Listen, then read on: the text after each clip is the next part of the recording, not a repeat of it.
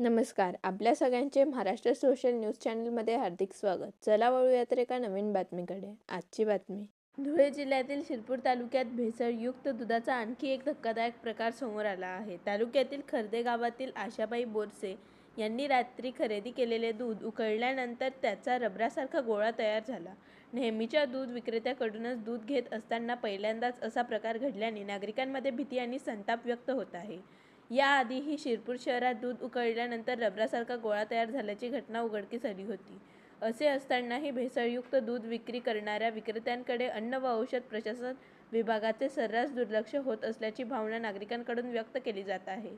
भेसळयुक्त दुधामुळे नागरिकांच्या आरोग्यावर गंभीर परिणाम होण्याची शक्यता असल्याने संबंधित दूध विक्रेत्यांवर तात्काळ तसेच कठोरात कठोर कारवाई करण्यात यावी अशी मागणी सर्वसामान्य नागरिकांकडून केली जात आहे.